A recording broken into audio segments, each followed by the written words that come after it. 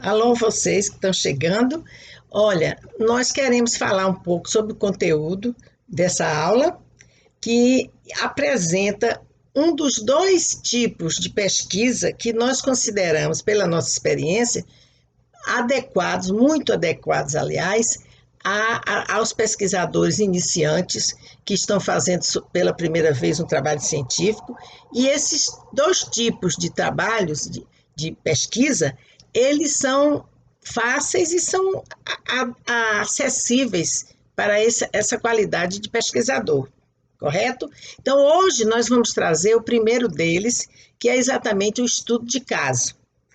Agora, eu queria pedir a vocês, mais uma vez, que se inscrevam no nosso canal. Chegou aqui, inscreva-se no nosso canal, porque isso vai ajudar a propagar esse canal, a propagar tudo aquilo que nós estamos tentando passar aqui para vocês. Faz com que a gente possa ajudar mais pessoas, não é? Compartilhem com seus amigos a existência desse canal aqui, tá? Esses que estão fazendo também seu TCC, ou que vão ter que fazer isso, tá certo? E também eu queria que vocês fizessem o seguinte, entra aqui no comentário um pouquinho e diz quais são as sugestões que vocês têm para nós a fazermos novos vídeos, certo? Agora, essa recomendação para os seus amigos é muito importante, porque vai ajudá-los e também vai nos auxiliar a ter uma visibilidade maior, tá certo? Agora, uma outra coisa que eu queria pedir era o seguinte: se você está interessado ao conteúdo, interessado no conteúdo que nós estamos passando num determinado vídeo, fiquem até o final. Às vezes o vídeo se estende um pouco, porque ele traz muitas informações e nós não podemos passar as informações de forma rápida. A gente tem que trazer exemplos, tem que tornar tudo muito claro para que vocês possam entender. Então, por favor, fique até o final, porque isso vai nos ajudar bastante, tá bom? E a vocês também, né? Então, vamos para a nossa aula.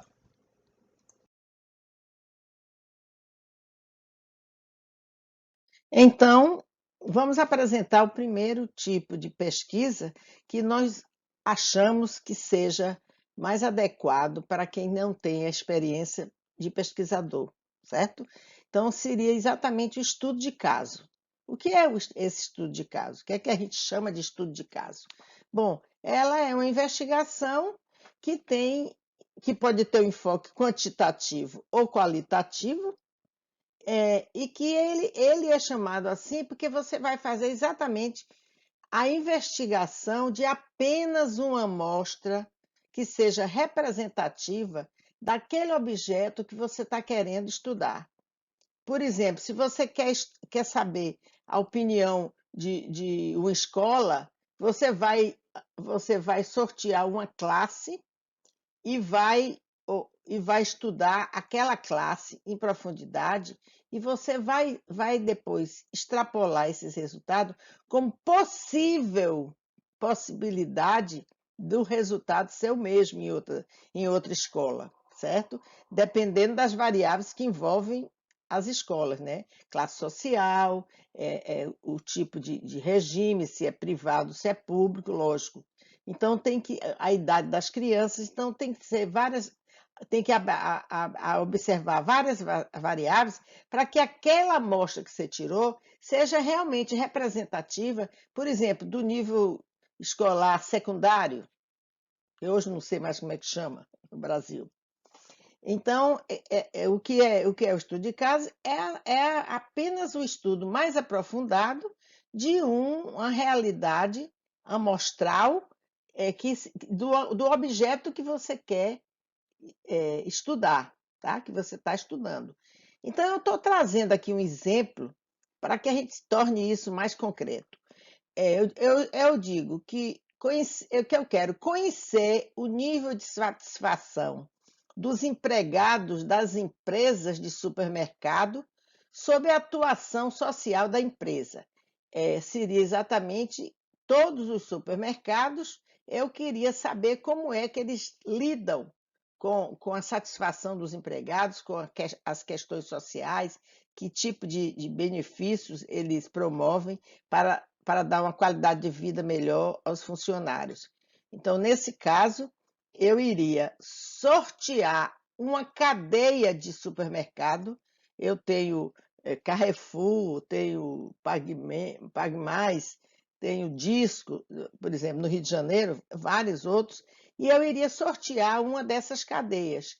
E nessa cadeia, que tem várias lojas, eu iria escolher uma loja que fosse bem representativa daquela cadeia de supermercado.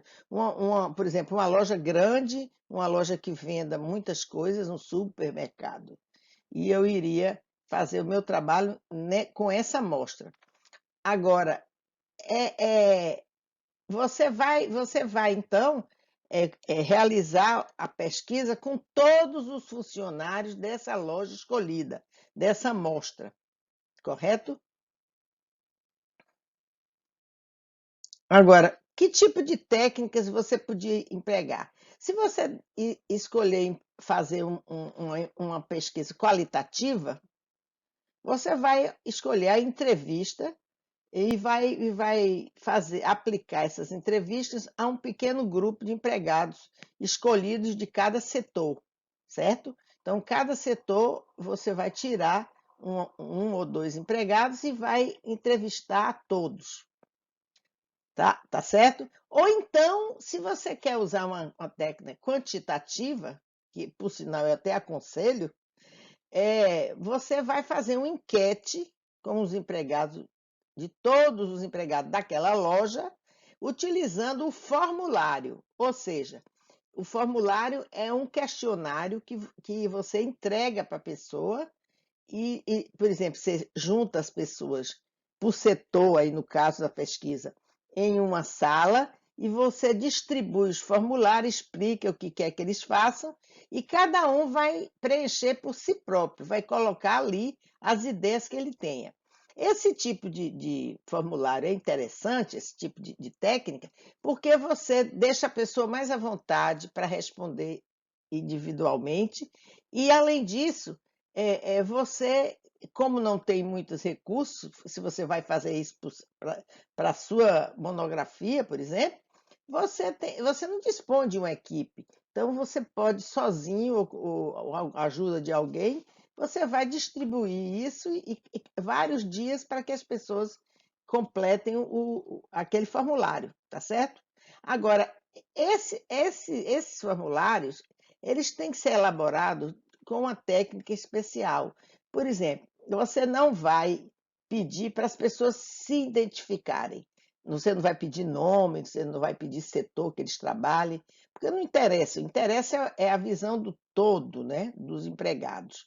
Então, não interessa se um setor está mais satisfeito do que o outro, não importa. Apenas o seguinte: você vai fazer essa identificação apenas por categorias, as categorias sexo e nível educacional, tá?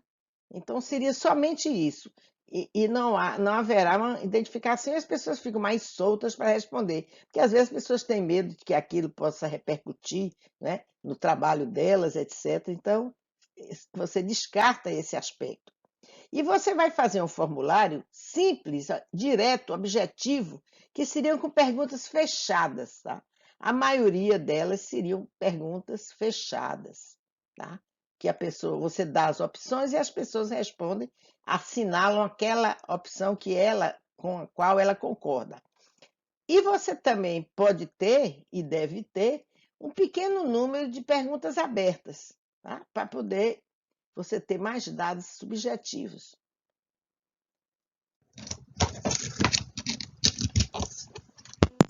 Bem, gente, eu vou dar agora o exemplo de formulário, né? Não é possível, não posso botar tudo muito aqui, mas vou orientar vocês para que façam isso corretamente.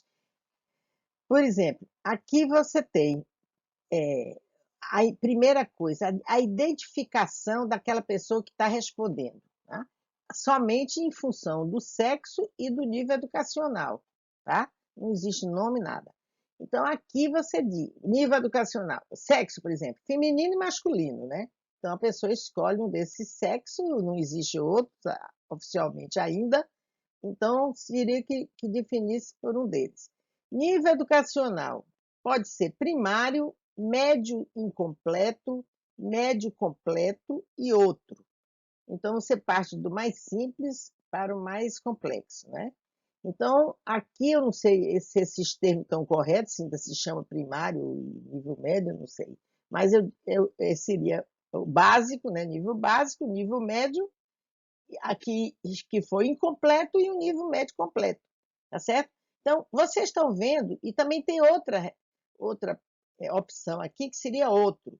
Digamos que a pessoa seja formada em administração, por exemplo. Então, ela vai colocar aqui superior, tá? Nível superior. Agora, eu quero dizer o seguinte, que vocês observem que cada resposta aqui, quando vocês formularem as perguntas, as opções de resposta, elas devem ser excludentes entre si. O que que isso significa? Que ninguém pode dizer que tem curso primário e que tem curso médio completo, tá certo? Então, você ou tem primário ou tem médio, não é? Completo. Ou se você tem um nível superior, você não pode botar que tem médio completo, você vai botar aqui a essa outra opção. Por exemplo, sexo, ou masculino ou feminino, ninguém pode botar as duas coisas, correto? Então, sempre tem esse cuidado de que as suas opções de respostas sejam excludentes entre si, que o respondente só possa assinalar uma das respostas, certo? Agora, eu mostro aqui a primeira pergunta, que seria uma pergunta fechada, tá? Onde eu já apresento as opções de resposta. Você está satisfeito com ações sociais da empresa? Então, aqui tem satisfeito, mais ou menos satisfeito, insatisfeito. Ou então, não sabe, não respondeu, né? Então, a pessoa vai se situar também entre uma dessas respostas, tá? Bem objetivo. E eu dou também aqui o exemplo de uma pergunta aberta. E eu quero que as pessoas respondam aqui o que é que elas pensam. Então, seria: cite 3 ações que a empresa vai estar desenvolvendo para o bem-estar dos empregados, certo? Então, aqui ela vai colocar, a pessoa vai colocar 3 ações que ela acha que seja interessante, que seja importante, certo? Então, aí você vai ter dados que são bem mais significativos para você poder ampliar o seu estudo. Agora, essa pergunta, você poderia transformá-la em uma pergunta mista, ou seja, você colocaria aqui todas as opções que você considera que existam, por exemplo, vale transporte, vale refeição, creche, aumento de salário, não sei o quê. Então, você vai colocar aqui cursos de especialização. Então, você colocaria aqui todas as opções para a pessoa escolher 3 daquelas. E se alguma ação que ela acha que seria interessante citar não estivesse naquelas opções, você colocaria uma opção outra e a pessoa colocaria ali qual era essa outra opção que não foi privilegiada, né, na sua pergunta. Tá certo? Entendeu isso? Bem, vamos para a etapa de apuração e de análise, que vem depois que você consegue recolher os dados, né? Então, a primeira ação que se deve fazer é fazer uma crítica dos formulários. Ou seja, você vai analisar se aqueles formulários todos estão corretamente preenchidos, se não houve duplicidade de resposta assinalada, se existe perguntas que não tiveram respostas, tá certo? Assinaladas. Então, todos esses aspectos e outras coisas, você vai eliminar essa resposta aquela pergunta do questionário. Se for apenas uma questão, você pode manter o questionário com as outras respostas e essa resposta será eliminada. Mas se um questionário que tenha muitas falhas, você poderá descartar e deixar de lado. E você vai trabalhar somente com esses que estão corretos. Agora, você depois vai apurar cada pergunta considerando as respostas. Por exemplo, aquela pergunta, você está satisfeito, insatisfeito, pouco satisfeito, não respondeu? Você vai somar cada opção dessa em relação a todos os formulários, para você chegar à conclusão de quantos responderam satisfeito, de quantos responderam insatisfeito e etc. Certo? Então, você vai fazer isso com cada pergunta. E depois, você vai, de cada apuração dessa, você vai destacar aqueles que são do sexo masculino e aqueles do sexo feminino. Então, você também vai fazer uma segunda apuração considerando essa categoria de resposta. E também poderá fazer em função do nível educacional. Cada resultado você vai dividir nos vários níveis que aparecem. Entenderam isso? E esses resultados aí, você vai transformar em percentuais.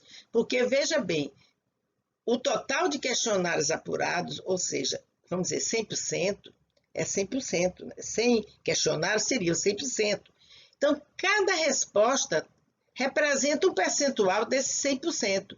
E isso que você vai tirar de forma aritmética para poder chegar aos percentuais todos, tá bom? E esses resultados serão também apresentados em forma de tabelas e gráficos para produzir uma melhor informação a quem vai analisar. Agora, se você também tem as respostas abertas, né? Que podem ser várias possibilidades de resposta. Então, você vai procurar categorizar essas respostas. Por exemplo, se eu tenho ali quais são as aspirações por ações da empresa, aí tem aumento do valor do vale-refeição, aumento de salário periódicos, não é? Diminuição de horas de trabalho, creche, etc. Então, o que você vai fazer? Essas opções que são todas a nível econômico, são reivindicações econômicas, por exemplo, aumento de vale-refeição e aumento de salário, etc., você junta numa categoria chamada econômica. Tá? E as outras opções que não têm similaridade com outras respostas, você pode perfeitamente colocar como uma opção real, tá? Uma categoria específica. Tá? Então, esse é o cuidado que você terá que fazer, terá que ter, para poder ter respostas mais adequadas ao que você precisa obter, certo? Então, esses seriam os seus cuidados de apuração.